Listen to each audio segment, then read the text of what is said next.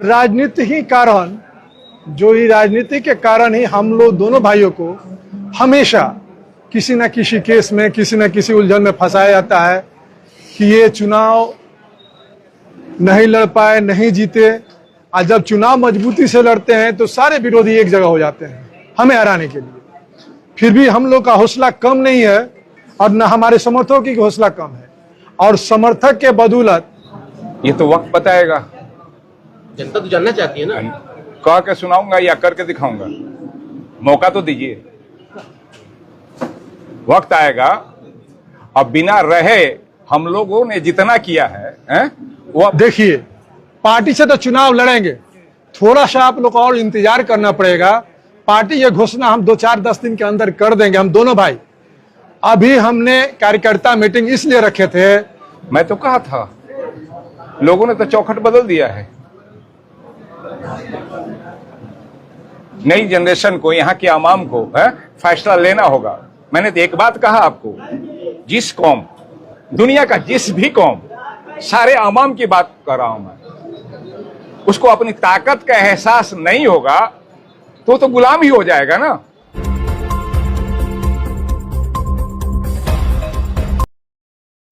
MLC चुनाव के बाद अयूब खान और रईस खान, अगर देखा जाए तो बहुत लंबे अरसे के बाद एक साथ दोनों किसी राजनीतिक मंच पे एक साथ नजर आए और मौका था कार्यकर्ता सम्मेलन का। जी हां, आज गयासपुर में जिस तरीके से खान ब्रदर्स के द्वारा कार्यकर्ता सम्मेलन का आयोजन किया गया, उसमें लगभग सैकड़ों कार्यकर्ता उनके उपस्थित हुए और सभी ने एक सुर में आकर के उन दोनों भाइयों का समर्थन किया और ये कहा कि आप जिस भी पार्टी में जाएंगे, हम लोग दिनों जान से आपके साथ हैं। हालांकि उसके बाद जिस तरीके से खान ब्रदर्स मौलाना मजरुल हक साहब के आशियाने पे पहुंचे, वहां उनके मजार पे चादर पोशी की, उसके बाद दुआएं मांगी गई।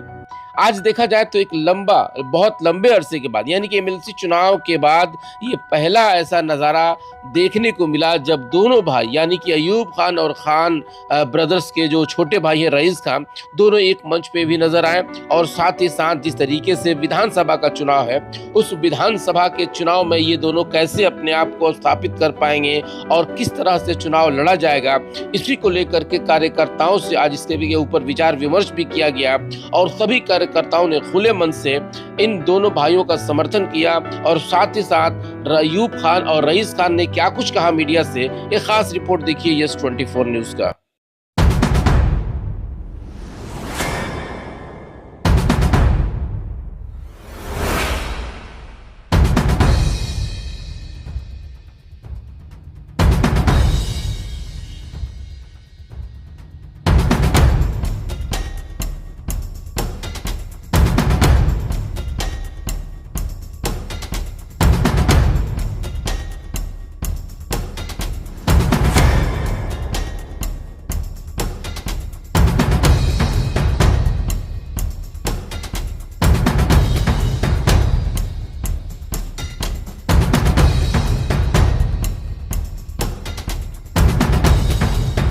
जो इतनी बारिश के बाद भी बड़े तादाद में यहाँ आए हैं, उनका बहुत बहुत शुक्रगुजार हूँ कि इतनी बारिश में भी हम लोग कहने पर भीग कर, कुछ लोग मोटरसाइकिल से, कुछ लोग गाड़ी से हमारे बात को सुनने, अपने बात को रखने के लिए हमारे बीच आए।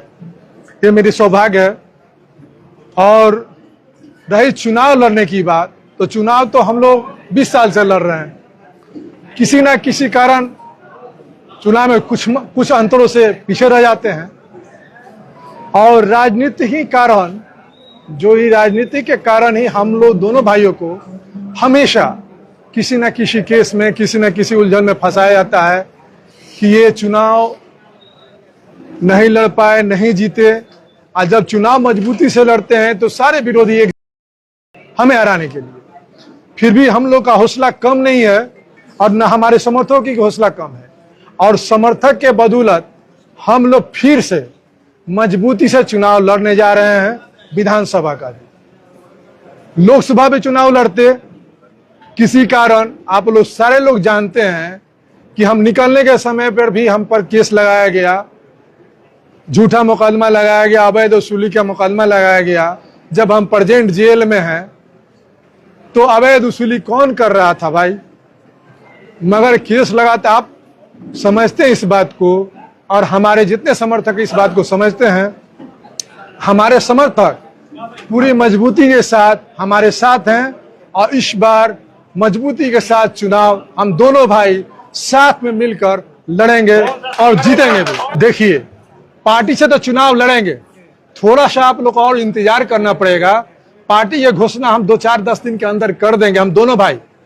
अभी हमने कार्यकर्ता मीटिंग इसलिए कि अपने लोगों से, अपने जो अजीज हमारे लोग हैं, हमारे समर्थक है जो भींग कर यहाँ आए, उनकी राय जान लें। उसके बाद हम लोग दोनों भाई विचार विमर्श करेंगे। देखिए, राजनीति की शुरुआत की क्या बात करते हैं? शुरुआत तो 2004 में हम लोग कर चुके हैं। 2004 से चुनाव हम लोग लड़ते हैं। राजनीति के कारण ही हम लोगों को तो हमेशा फंसा दिया जाता है, किसी न किसी में उलझा दिया जाता है। अगर हम लोग फ्री माइंड में रहे तो हम लोग को कोई हराने वाला नहीं है। तो हम दोनों भाई तय कर लेंगे कि कौन लड़ेगा, ठीक है। रही बात जो कहते हैं कि परिवारवाद, तो हर व्यक्ति परिवारवाद करता है। हर व्यक्ति अपना बेटा को, अपना भतीजा को आगे बढ़ाने का कोशिश करता है, और ये आने वाला वक्त में हम दोनों भाई तय कर लेंगे कि कौन चुनाव कहां से लड़ेगा और किस पार्टी में हम लोग जा रहे हैं। अब पार्टी हमको क्या दायित्व देता है, क्या जिम्मेवारी देता है, और जो जिम्मेवारी हमको मिलेगा बाखूबी वफादारी से पार्टी के लिए हम लोग चुनाव लड़ेंगे। जब हम पार्टी में चले जाएंगे तो पार्टी का जो हमारा लीडर है, मुखिया हैं, उनके दिशा निर्देश पर ही मान लीजिए फॉलो करेंगे हम लोग कि कहां से वो हमको टिकट दे रहे हैं, कहां से हमको चुनाव लड़ाना चाहते हैं। जहां से लड़ाना चाहेंगे वहां से लड़ेंगे। अभी तय आप थोड़ा सा इंतजार कीजिए ना, 2-4-10 दिन इंतजार कर लीजिए, उसके बाद बताएंगे आप। और हम लोग घर में जब सहमति हो जाएगी तो इसकी बाद में आप लोग को बोला, बेटा पढ़ा लिखा है, बोलने की सलाहियत रखता है? यंग जनरेशन है? अगर सीवान शहर में कोई है उसके लायक, बोलने लायक, उसको डिबेट करा दीजिए। राजनीतिक डिबेट या ऐसे? हाँ, राजनीतिक डिबेट पे। हाँ, सुनने में ये भी आ रहा है उस लायक कोई है तो उसको नेता मान लीजिए। तो ये तो बात की बात है। अभी तो हम लोग पार्टी में अभी लोगों को हम लोग बुलाया है, अपने जितने चाहने वाले है, मान लेते हम तो जिस्म है, धड़कने तो मेरी जनता है। अरे अभी मिलते ही ना है? पार्टी थोड़ी ज्वाइन किए हैं हम लोग।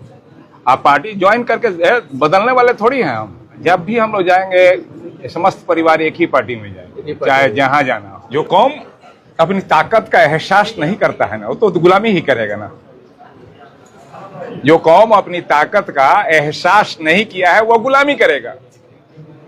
और हम चाहते हैं उस गुलामी से आजादी दिलाने के लिए, उस गुलामी से मुसलमान आजाद हो। तो जब अपनी ताकत का उसको एहसास ही नहीं है तो गुलामे ना है। ये तो वक्त बताएगा। जनता तो जानना चाहती है ना। कह के सुनाऊंगा या करके दिखाऊंगा? मौका तो दीजिए, वक्त आएगा। अब बिना रहे हम लोगों ने जितना किया है वो मीडिया से या जनता से छुपी हुई नहीं है। यानी कि मौका चाहिए आपको। तो अभी तो बिना मौका के हम लोग किए हैं, और जब मौका आ जाएगा तो आप देखिएगा। मैं तो कहा था, लोगों ने तो चौखट बदल दिया है। नई जनरेशन को, यहाँ के आवाम को फैसला लेना होगा। मैंने तो एक बात कहा आपको, जिस कौम, दुनिया का जिस भी कौम, सारे आवाम की बात कर रहा हूं मैं, उसको अपनी ताकत का एहसास नहीं होगा तो गुलाम ही हो जाएगा ना। एक शेर, एक सर्कस में एक आदमी उसको नाच न जाता है। जिस दिन शेर को वो ताकत का एहसास हो जाएगा तो वो आदमी नाच नचा पाएगा। तो जिस कौम को, जो अवाम, सारी अवामों की बात, उसको ताकत की एहसास हो जाए तो वो किसी के गुलाम नहीं रहेगा। मैं तो उस दिन भी कहा कि इस चुनाव में अल्पसंख्यकों को हमारे ही बीच से, हमारे ही लोग अनदेखा किए।